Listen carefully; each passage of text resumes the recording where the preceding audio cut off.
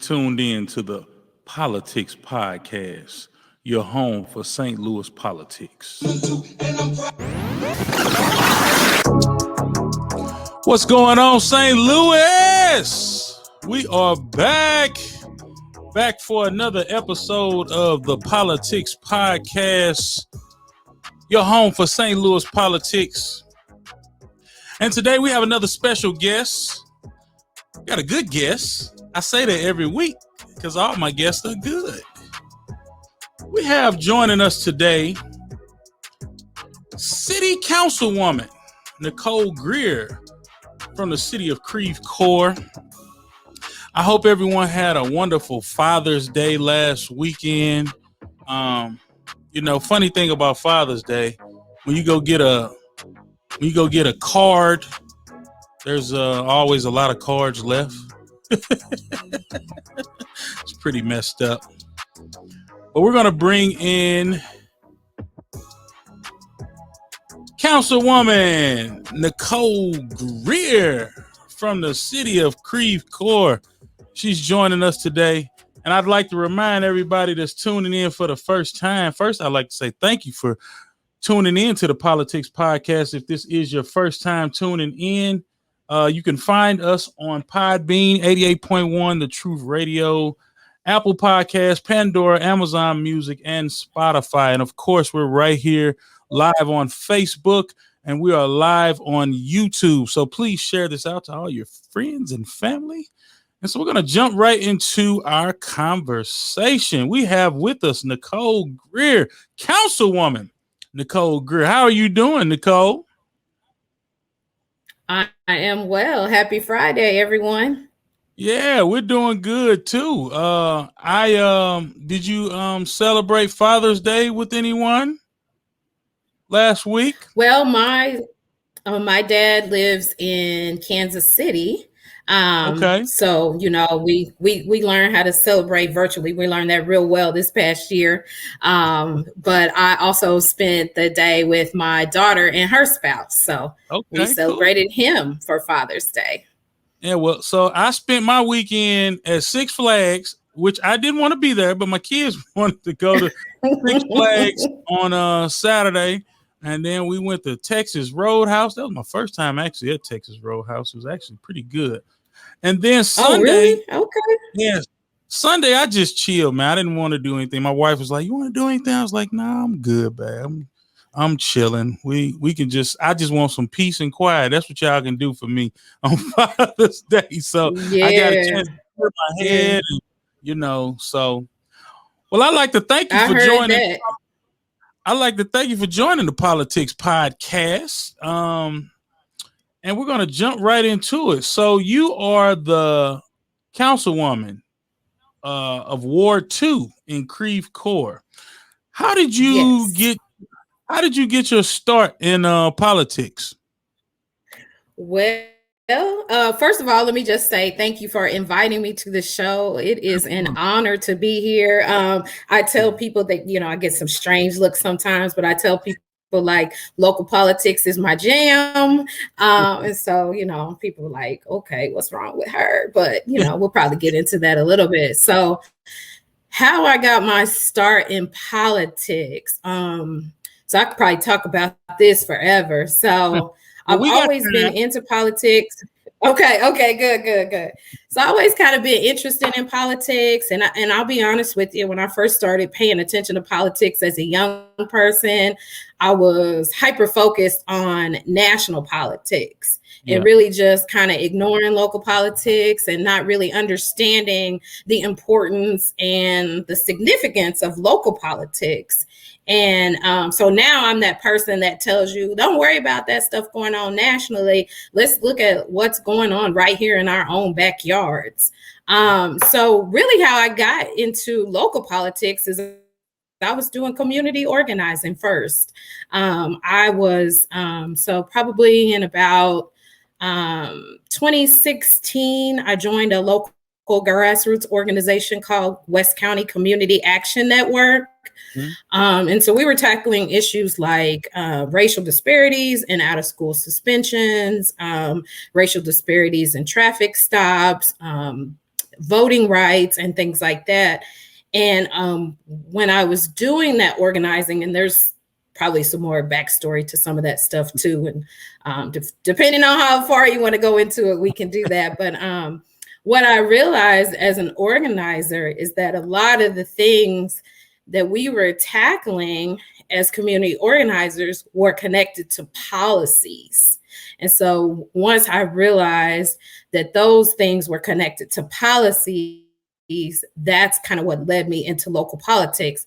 So, I quickly learned that if you want to change something that's going on in the educational system, you got to get with the school board, those elected officials. And I know you've served on school boards, so you know exactly what I'm talking about.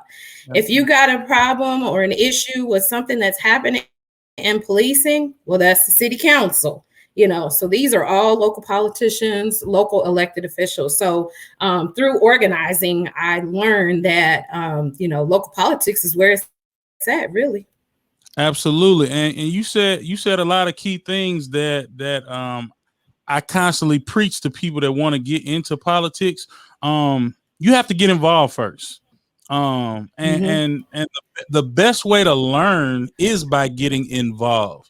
You find out a lot of things by being involved. You find out that the city councilman handles this, or the state rep handles this, or can't do this, or the mayor does this, or the mayor can only do so much if the city is set up to where it has a city manager and things of that nature. A lot of people really don't understand the different dynamics of politics, and I think that frustration comes out when people want to see things done or get things done.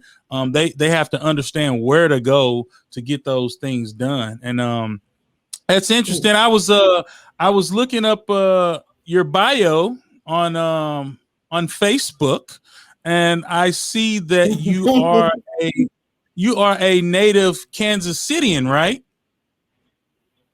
I am. Yes. So when did you come to St. Louis officially? So officially, I moved to St. Louis, and let me apologize because my allergies are off the chain today. So if you see me doing all that, that's what that's about. But so I came, I came to St. Louis 17 years ago. So my daughter, she just turned 24 this month. A couple weeks ago, she just turned 24. So she was 7 when she came here. So I'm a native Kansas Cityan, but I tell people don't get it twisted with her because she is so St. Louis, and she will let you know that. So she was 7 when we moved here, and so she grew up in St. Louis, and so she'll let you know that. So it's interesting that I was, born and bred and raised in Kansas City, but I guess not most of my adult life. But a good portion of my adult life has been, spent here. And this is like St. Louis is like where I really kind of found my way. So I know you're a little bit younger than me. I think I was in my early 30s when I moved to St. Louis, and so now I'll be 50 next year. So yeah, 17 years. Well, I came here through it. Black don't crack. It sure doesn't. It sure doesn't. You're a good looking 50, so black. Thank you. Well, not 50 yet. Good looking 49, but yeah. It's a comment. So that was going to be the next question I was going to ask you. I was going to ask you, how politically involved were you in Kansas City? Because I know Kansas City has a rich history of politics when it comes to the African American community. They tend to be quite a bit more organized in Kansas City than they are in St. Louis, because of the dynamic. So St. Louis has St. Louis City, but then you have St. Louis County with all the municipalities that make up St. Louis County, and so it makes it a bit harder to kind of organize politically, but it can be done when you have like-minded people coming together, working for a common goal. And that's one thing that I strive to do here in St. Louis. I've been involved in politics for about a little over 12 to 13 years. And the difficulty I've found is organizing around a cause because everybody wants to do things their way. And it's kind of hard to get people to see the big picture and work together to make that big picture all come together, So what are your thoughts in terms of political organizing here in St. Louis? Like from the outside looking in, now that you're in it, what are kind of your thoughts around, why we can't really organize better here in St. Louis County? Well, that's a good question. So I think you kind of were asking me, like how politically involved was I in Kansas City? So I want to be honest with you and say not very politically involved, like kind of paying attention, knowing about, current events and different things that were going on in the city, but not boots on the ground, like I am now. I think so.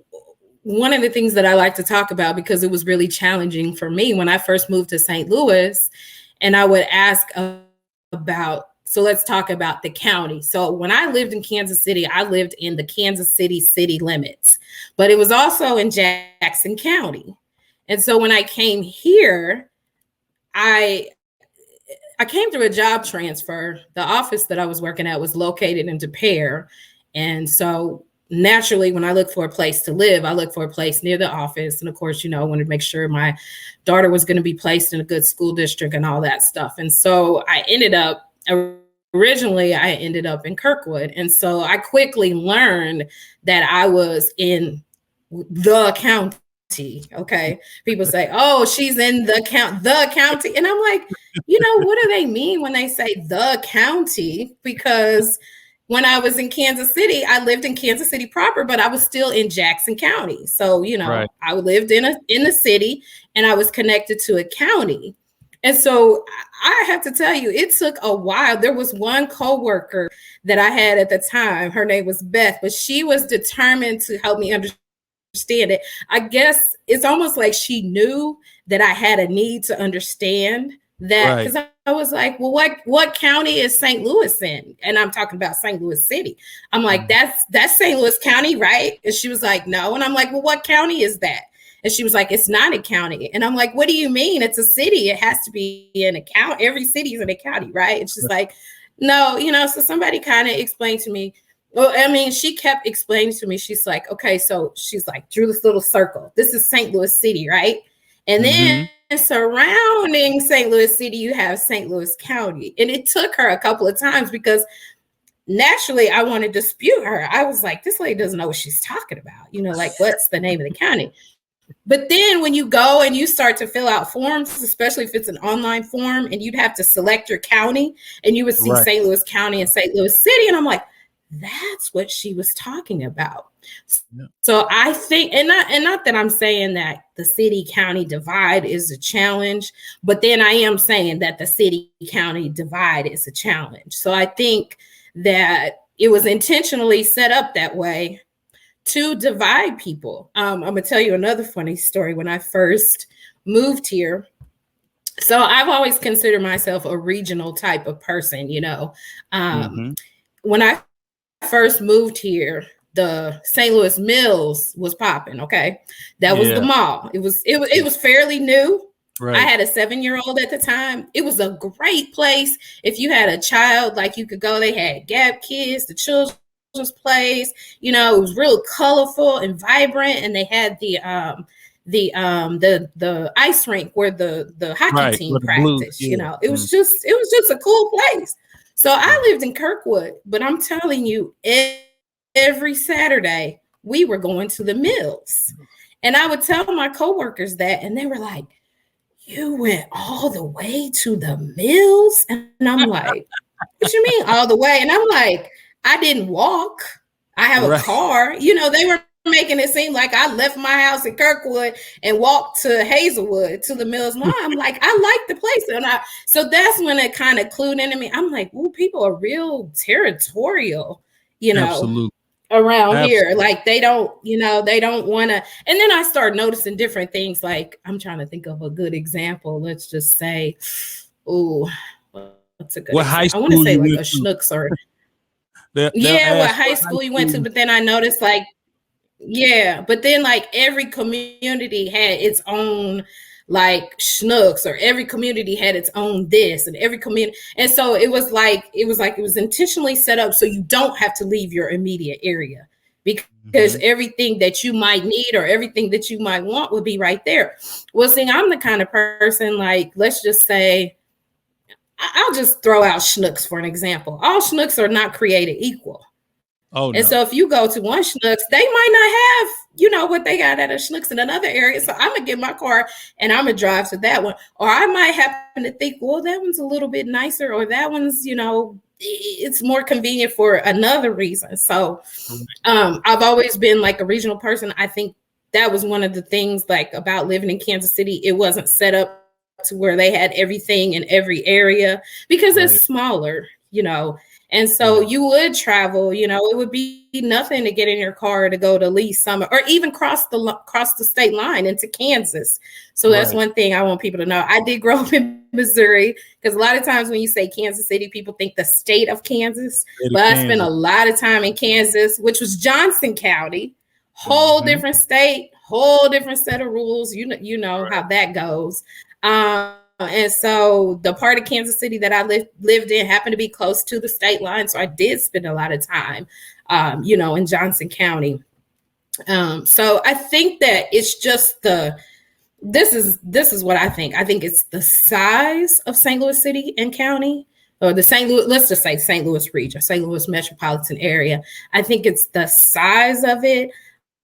I think it's the way it's divided. So when people used to say the county, like I have an aunt who has a friend that lives in Spanish Lake, and she would never say her friend lived in Spanish Lake. She would always just say she lives in the county. But then, so when people would say the county, I would just think like the county like was one area. And then I quickly learned that the county could mean North County.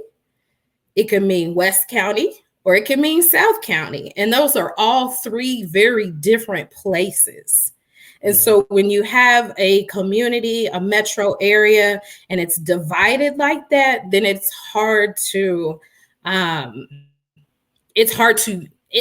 my opinion, it's harder to unify, because you have all these different areas that are hyper focused on, like what's going on in their area. Like, for example, right now in North County, you hear a lot of talk about the Jamestown Mall project. And so, a lot of people in North County kind of like hyper focused on that. In West County, you're hearing a lot about what's going on with the schools and inclusiveness in the schools and things like that. You hear a lot about Chesterfield, because there was 2 outlet malls and now they're one, and they're revamping that one. So, they're kind of hyper focused on that. And then honestly, in South County, I really don't know. I've heard a couple of things because I do listen to the county council meetings, and I'm sure they have their thing in South County that they're kind of hyper focused on. I just don't really, know people in that community. So I don't know, but I'm sure. So I think when you have these very different areas spread out like they are, and then I think everybody gets like hyper focused on what's going on in their own community, which is normal and natural, and there's nothing wrong with that. But I do think that presents challenges, when it's time to unify behind one, main cause of like, oh, well, that's going on in North County and I'm in West County and I'm not worried about that over here, and things like that. So I think that's why that is. I think it's just the way that the metro area is set up. Yeah, and that's what I was gonna say. I get that from a lot of people. That like, man, how come you guys, do things so much different? And it's because of how St. Louis City and just St. Louis County is set up, period. Small example, when Juneteenth came up, I had a relative call me and he was like, man, why are y'all doing so many Juneteenth events? How come it's not one like regional Juneteenth event? And I was like, well, the way our area is set up is naturally going to be our own thing. Because it's like when you're in your community, especially the way St. Louis County and city is set up, you're going to do what your community is doing or what you're used to doing in that community. And like you said, some of those issues are different because it's not one school district in St. Louis County either. It's multiple school districts. So you're going to have multiple issues. For example, I work for Beyond Housing, and we work in a community that has 24 municipalities in one community. And I say one community because the common thing that they have in common within these 24 municipalities is the school district. And so, a lot of things were going on with the school district a few years ago with accreditation and all that. And I actually saw a community of multiple areas come together under one cause, one roof. And I thought that was powerful. But like I said, it's really difficult to do that in St. Louis. We have all these different pockets. So, yeah, and there's another real good example of that. So Creve Coeur is divided into 4 wards, and I represent Ward 2. Well, even just in Ward 2, which is small, it's Olive to the north and 40 to the south, and it's not quite to great Mosley to the east and 270 to the west, and that one it's like a little square, and that's 2 different school districts. I got Ladue to the east and Parkway to the west, and that's crazy that one little specific ward can have represent 2 different school districts. So yeah, definitely. And I'm sorry, go ahead. Oh no, you good. And you know what? I think the internet is really acting quirky today, so I think we're kind of like on a delay. So like when I'm saying we are. When I'm saying stuff, it's like on a delay. And so I don't want the audience to feel like we're being rude to each other. It's just, we're just kind of on an internet delay. Yeah. But we're gonna it's like those Skype interviews that you see on TV, like they'll ask a question and then it's a pause before the person answers. And so that's what's going on here. So we're gonna take a real short break, just a real quick break, and then we'll be right back. You're tuned in to the PoLOUtics podcast, your home for St. Louis politics. What up, St. Louis? This your committee man, Farrakhan Shegog. You're tuned into PoLOUtics podcast, your home for St. Louis politics. This is Kiala Evans Music. You're tuned into the PoLOUtics podcast, your home for St. Louis politics.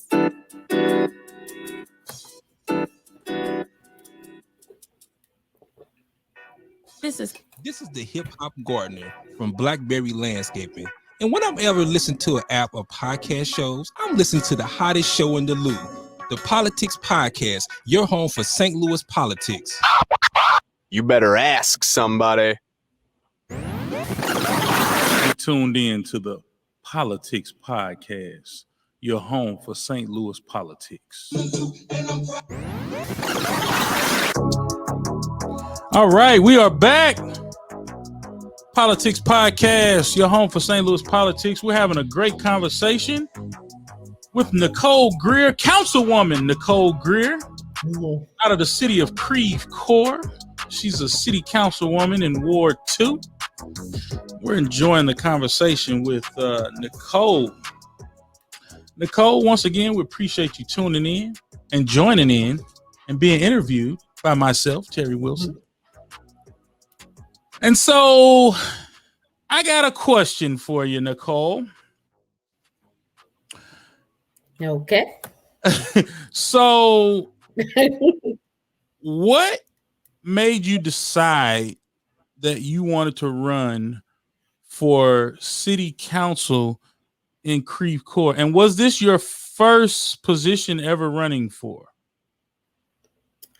So, never planned on running for office. Like I said, I was a community organizer. I enjoyed, supporting other campaigns, talking about people's campaigns, and that kind of thing.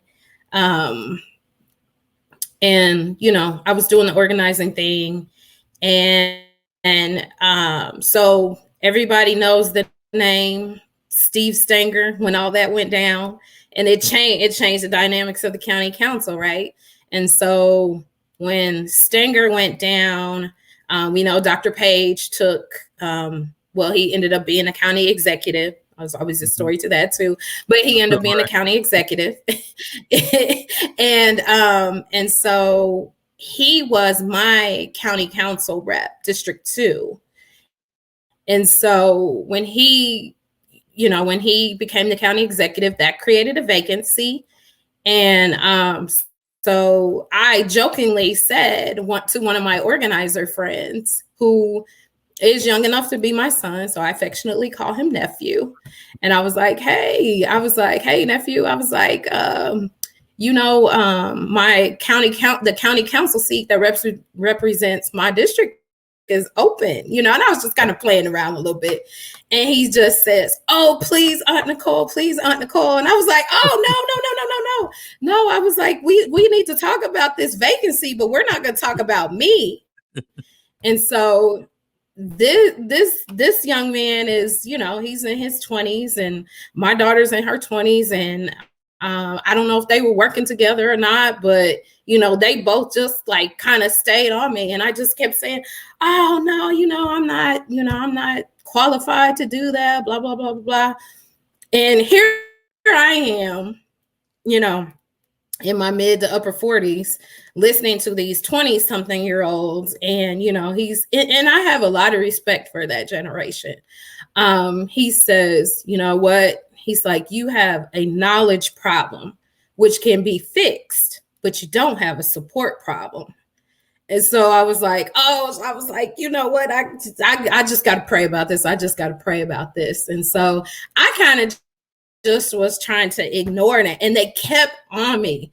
And I was like, I'm not going to do it. So, we all did, the three of us, we did like a little homework, and so at the time, I didn't even know what a township was. Okay. I heard in the advertisement, Committee Man Farrakhan on there. But at this time, when all this was going down, I didn't even know what a township was.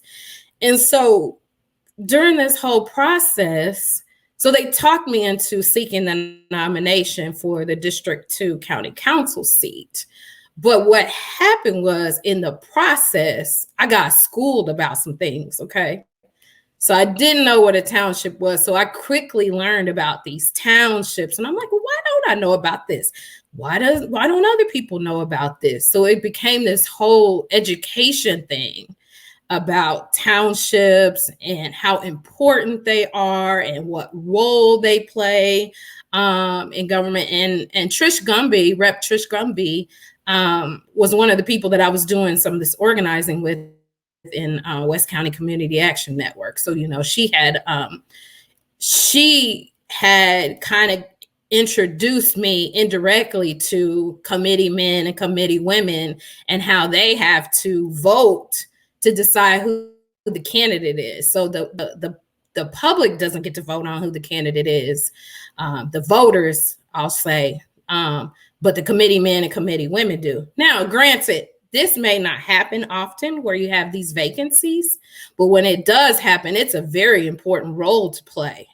Absolutely. And so throughout this process, we know I did not get the nomination. The nomination went to someone else. It went to Kelly Dunaway, but I learned a whole lot and met some additional people.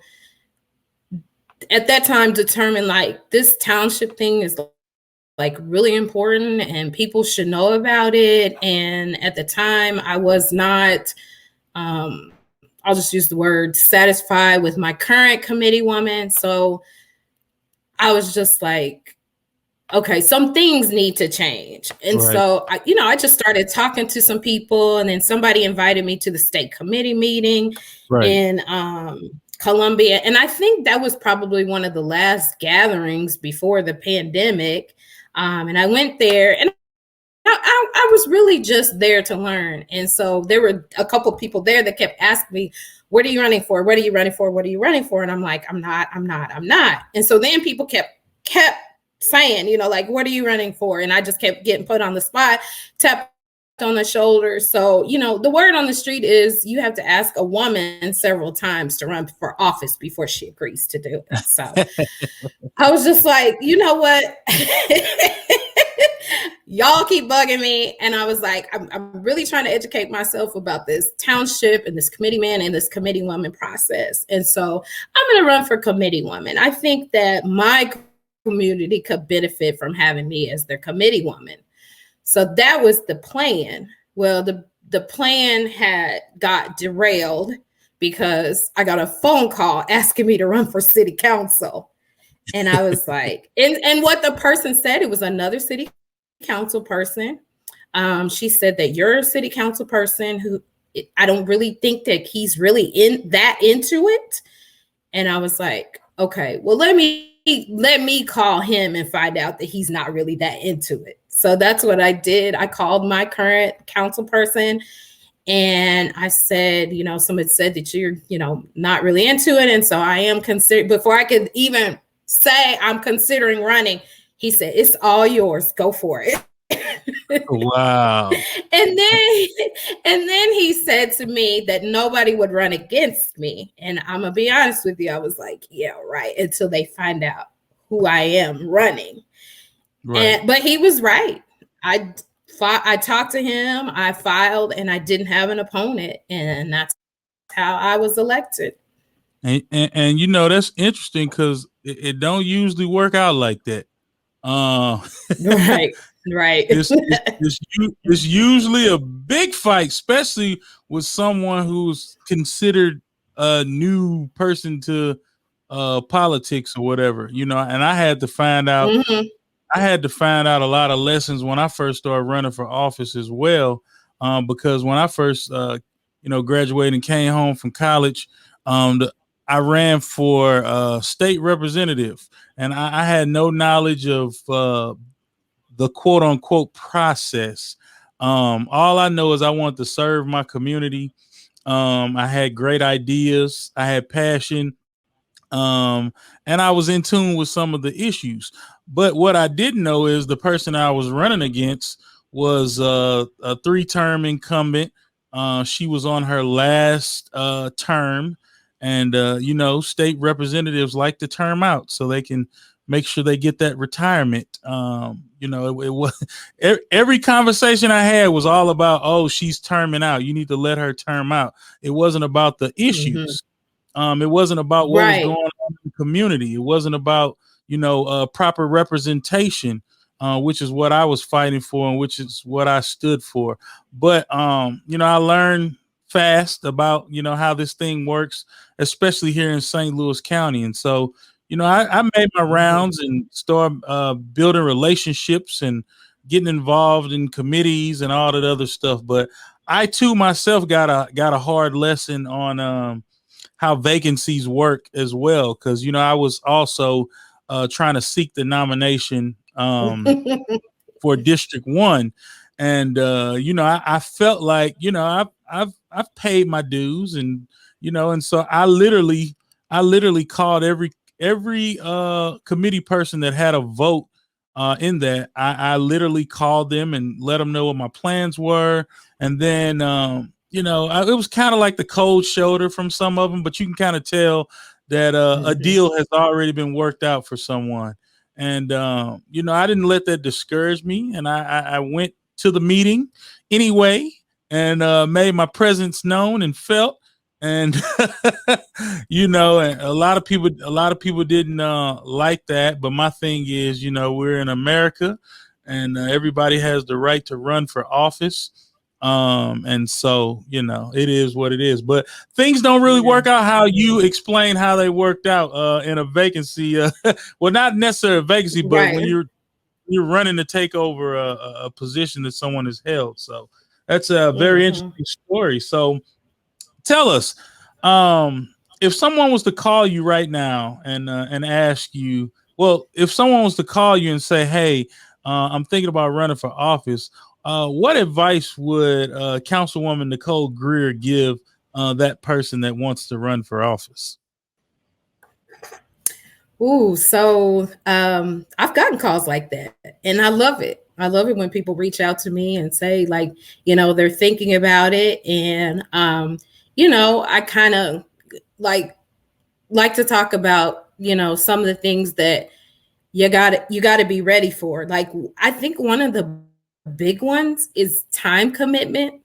And sometimes I hate that, because sometimes I'd like to see younger people like yourself with younger kids in office, because I think they see things differently. Like, I don't have any small children, so I really am not connected to those issues. I've been there, but things change. So I would like to see, but I know that's a challenge. But I talk to them about, like, what does your support system look like? Because there are going to be nights when you're taken away from your family. You know, if you have small children, what other responsibilities do you have in your life? Because when you present yourself to serve, and that's what I call it, you're presenting yourself to serve, then that's going to take some time away from something else. So, you know, you kind of have to, like, lay it all out, like, this is what I'm into, and this is what I'm doing right now, and possibly be ready to give up some things, or maybe, like, if it's something that you're working on that you're really passionate about, maybe start working with somebody else on that and say, look, I'm thinking about doing this, and so, but this is still kind of my baby, but I know that you can handle this. And so, you know, like, working with somebody. So that is probably, like, the main thing. The other advice that I would give is, like, start showing up in places, you know, start attending meetings and gatherings and events like that. And, you know, building a network of folks, because that, you know, that's really important. Only reason I was called to ask to run for city council is because that person knew me. We had actually worked together before, doing some organizing around voting rights. So they knew me, they were familiar with me, familiar with my work. So you just gotta, you know, first of all, look at what you've got going on right now. You know, is it the time? And I hate to use that term, because I don't like when people say, like, it's not your time.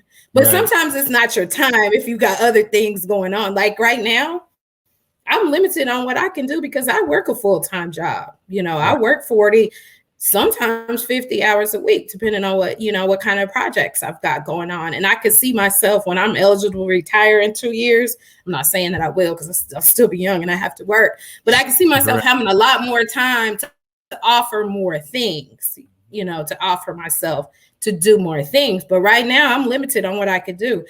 I'm working 40 hours a week and then serving as a city council person. And so, honestly, there's not a whole lot of time left outside of those two things.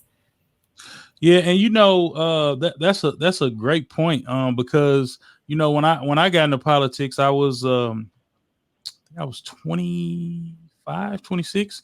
I was 25, 26. Me and my wife we weren't married at the time when I first ran for office.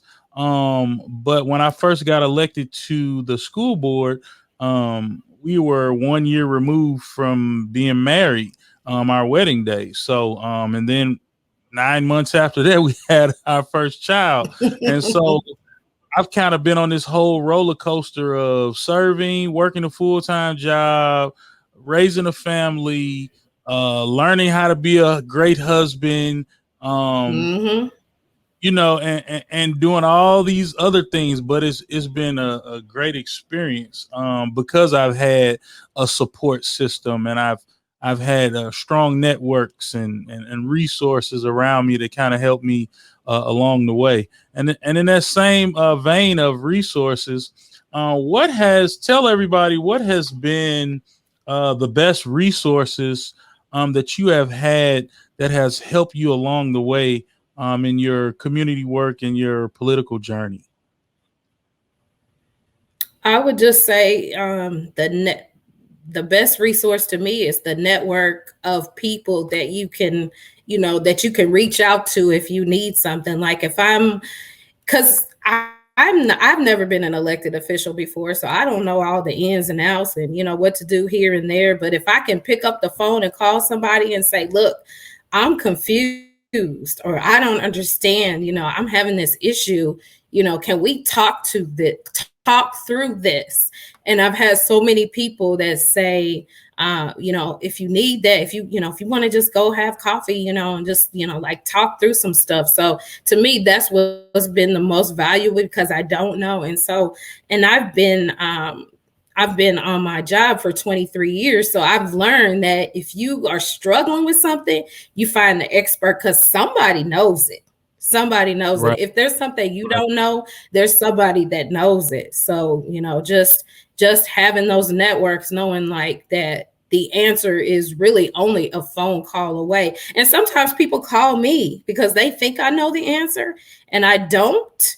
But I tell you what, I don't know the answer, but I know who does. I know somebody who will know, or that can get me to the answer. So just give me a minute and we'll get to the bottom of it. There's some wonderful people in St. Louis, in our metro area, in our region, some super smart people, some people that have they just know how to get to the bottom of stuff. And that's what's the most valuable to me, the people networks. I don't want to just say network, because that sounds really generic, but the people networks, other people that have ran for office, other people that are holding office, that kind of thing. That's one thing. Even if you're not successful when you run for office, you gain so much knowledge.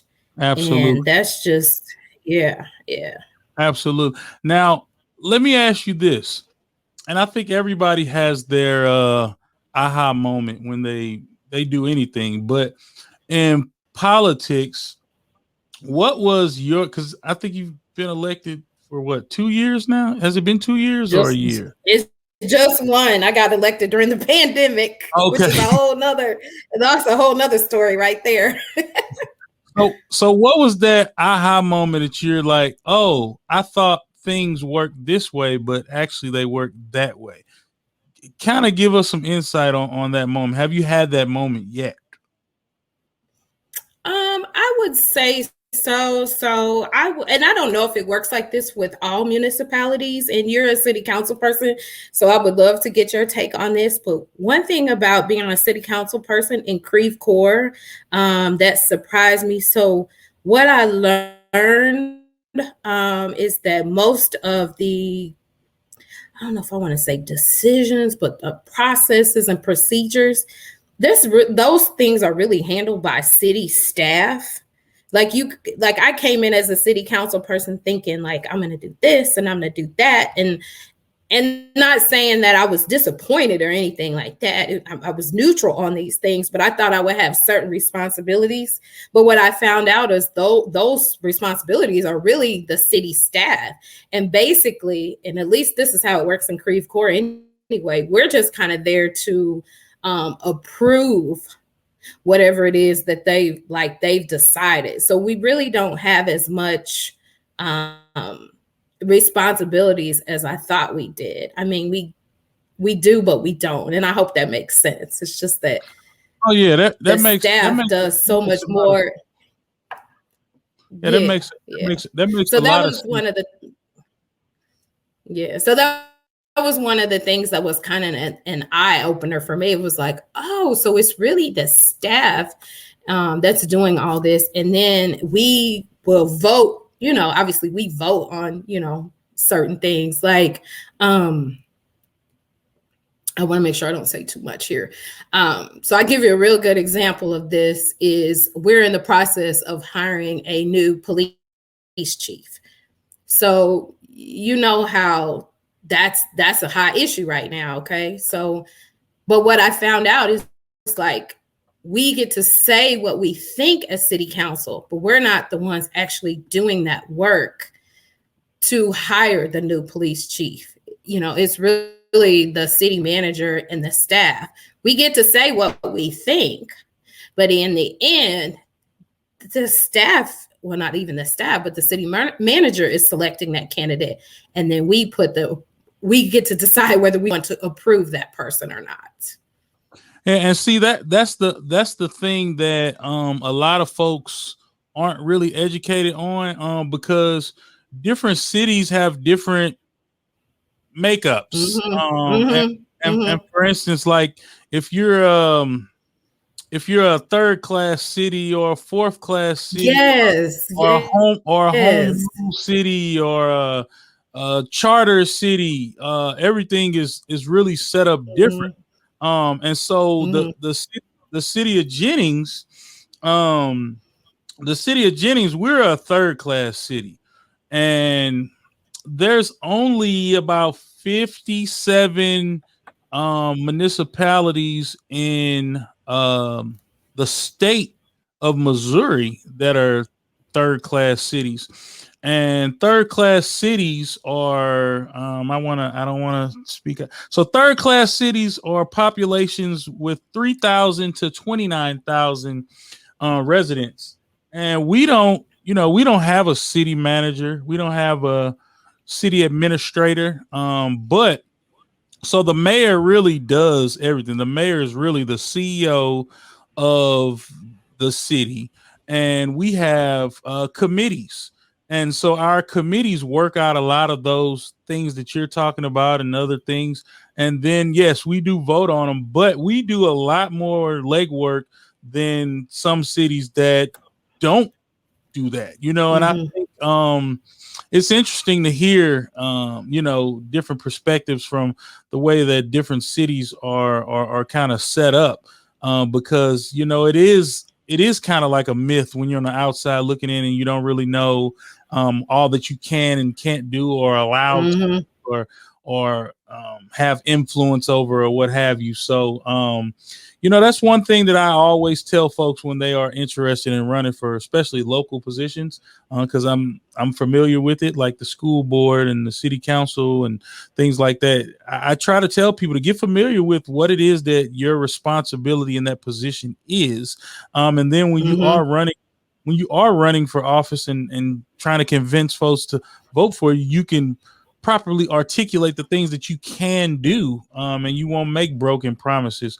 especially when you have a clear understanding of the powers and the duties that you will possess in that position. And I think it helps the voter better understand as well in terms of how they hold you accountable or how they select their next leader in that position. So I think it's very important, and it's very interesting how the whole dynamic of cities are made up, and the powers that we possess in our respective positions and stuff like that. So so I definitely.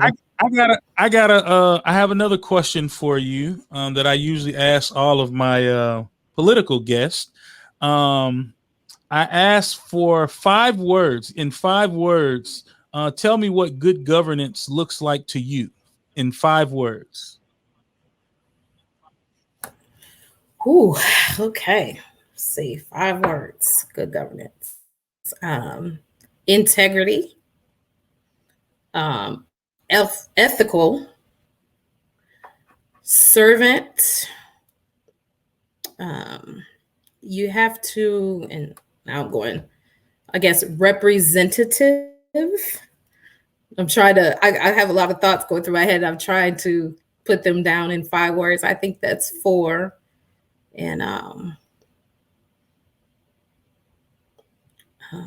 just you have to being in tune to your constituents.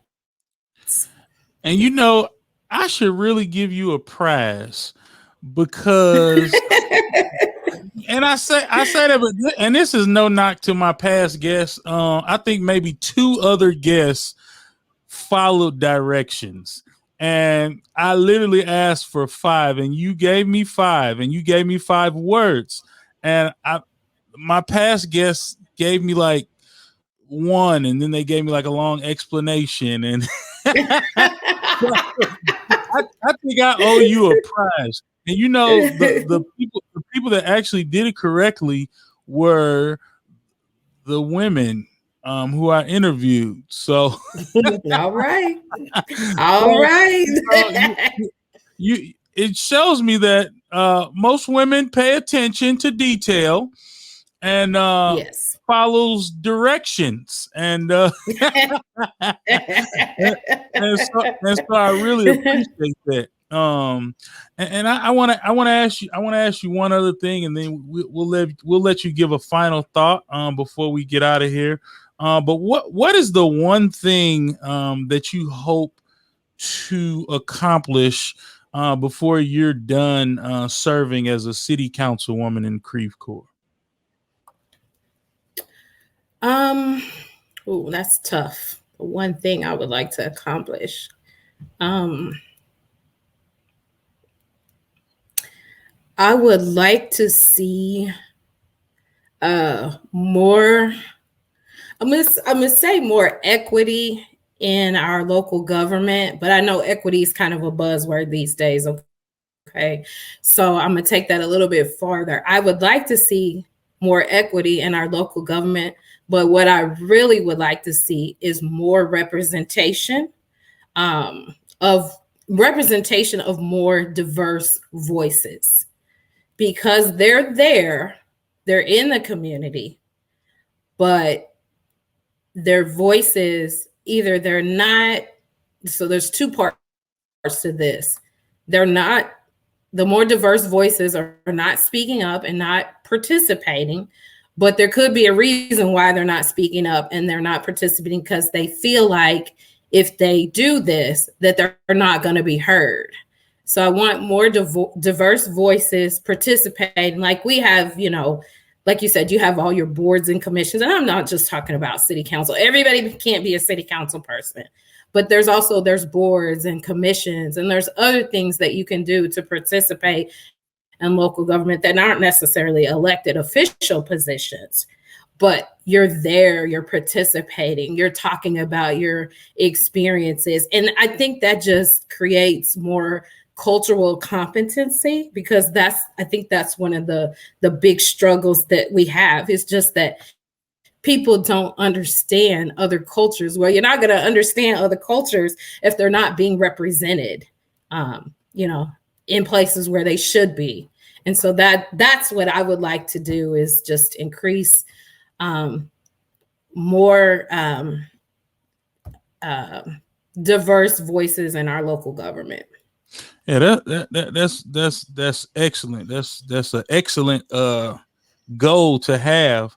And one thing that you touched on, and I think you were going where I'm always thinking about, is those boards and commissions are very underutilized. I think a lot of folks in our community could be very valuable and be a huge resource to the city officials and the staff when voices are at the table. And when people use that buzz phrase, we need to make sure we're at the table when these decisions are made. And actually, you hit it. You don't have to be an elected official to be at the table, because when you have the Planning and Zoning Commission and all these different commissions, you can really affect change by being on those boards and commissions, because a lot of those recommendations come down to the elected officials and to the staff to be implemented in the city. And I think if we had more diverse voices at those tables, we would see a lot of the changes and a lot of the things we want to see in our community.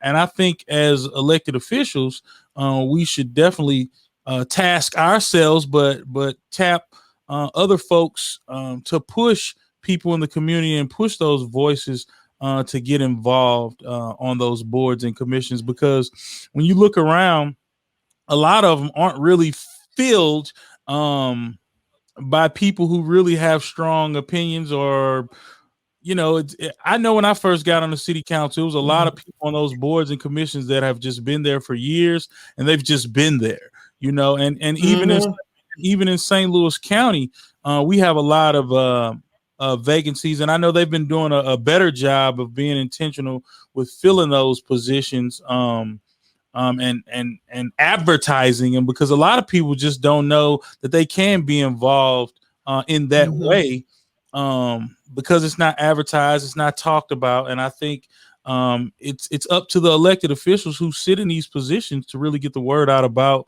those different things and those different ways that that folks can participate, so. Yes. Well, it sounds like you and I could have a whole conversation about that. Sometimes it just takes that direct one-on-one contact to say, hey, there's an opening on this board and I've seen some things in you that, lets me know that you would serve really well on that particular committee. I told an elected official one time, I said, one thing about me, I'm going to serve whether I'm elected or not. And, they were like kind of taken aback by that. And they were like, wow, we really need more people, to feel that way. And that's the truth. I was serving before I was elected, and I will continue to serve when I'm no longer elected because I know that it's that important. So let me ask you this. You live in Creve Coeur, you serve in Creve Coeur.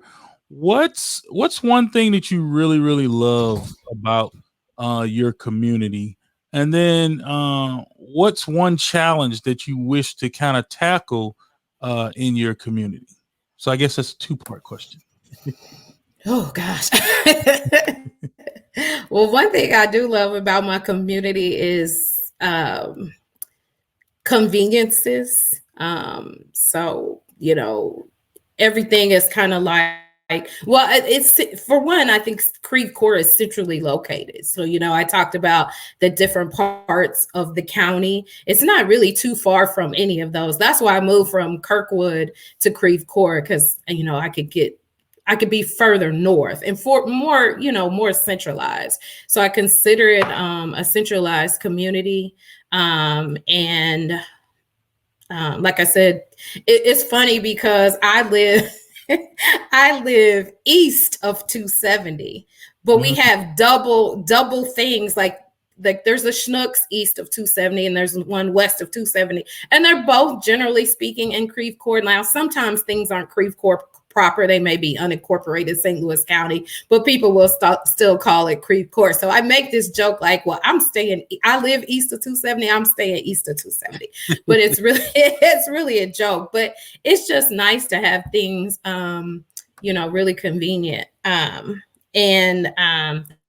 the community is, I feel like, people in this area are generally friendly, and I like that, but they're generally friendly, I think, because they're comfortable. You know what I'm saying? So it's easier to be friendly when you're comfortable, right? Because you feel good. Like, what would I change about the community? I think I would go back to, what we were previously talking about with bringing more diverse voices to our local government, to our to the boards and commissions, and just getting people more excited about their community. And when I say excited about their community, I don't necessarily mean Creve Coeur. Get excited about the region. We have some really good things to offer. We have really good people to offer. I just don't think we capitalize on those things. There's a lot of sometimes on the job you say, oh, morale's kind of down, and I feel that way about our region sometimes.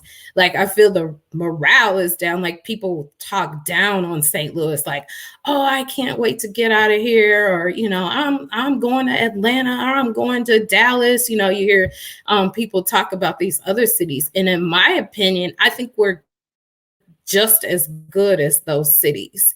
We may not always present that way, but we definitely can be. And I think if we keep working and keep showing pride in our communities and unifying and working together to get things done, because we've done that, right? Like, St. Louis City has the first Black woman mayor. Like, that took some work and effort, but we unified and we got that thing done, right? So I feel that we can do some, and you look at, not everybody's going to agree on these people, but like, look at Wesley Bell. Like, we unified and we got that thing done, right? So I think that if we continue to work hard and unify, that we can do those things. And so that's really what I would change. I just would change that, get that, like negative morale out. I was thinking about, so even though I didn't get to, choose the next police chief, I was one of the council people that got to sit in on the interviews, and I listened to a lot of talk about, the challenges of hiring officers, period. But then there's an additional challenge to hire minority officers. Well, that's something we can work on. We can work on that and get that thing done too. So, I'd like to always have this positive attitude and not, just like, it's this and this, that, and we got to deal with this and we got to deal with that. But instead of saying it like that, let's talk about, okay, we got these things to work on and we can get this thing done. And when we get this thing done, then that's just going to be that much better of a community that we have to live in and raise our children in. So I just think that we have so much opportunity and we need to start focusing more on the opportunities and capitalize on those things and, just working with people and getting people in the right positions. Because I know what can happen if we get the right people in the right places. Man, and I really appreciate that too, man, because you're such a positive person. I could tell that you really care about the community, you care about the things that it is that you do. And that is another reason why I am building this platform to promote the positive things and promote the strong leaders that we have in our community, in our area. Because a lot of times they don't get talked about, and a lot of times they do get overlooked, and sometimes people need to be empowered. We lose a lot of good talent here in this area, like you said, to the Atlantas and to the Dallases and the Houstons and things like that. And we could really, we really have a lot of that same stuff going on here. I think we just have a real bad problem with, I guess, promoting our region and promoting the positive things and the strengths of our community. I really think we kind of do a number on always on the negative stuff, and then the negative stuff overshadows all of the positive things we have going on, because we have some strong, good, young, smart talent right here in this region, and we can definitely move the needle of progress in our community if we do a better job of uplifting and empowering the leaders that we do have, and uplifting people to do more than what they are doing now, because some people just don't get involved because they think that they just can't. And I think we just need to do a better job, especially the ones that hold leadership positions now. I think we just need to do a better job at uplifting those in our community, so. Yeah. So do you have any final words for the PoLOUtics podcast listening audience? Because I definitely appreciate you tuning in, and we're coming down to the end of our show. I had a great time, and I hope this isn't the last time we hear from you, but you definitely have the floor to give your final words or give some call to action to the community, or however you want to end it, Don't say call to action to an organizer, because we coming with them. We coming with those calls to action.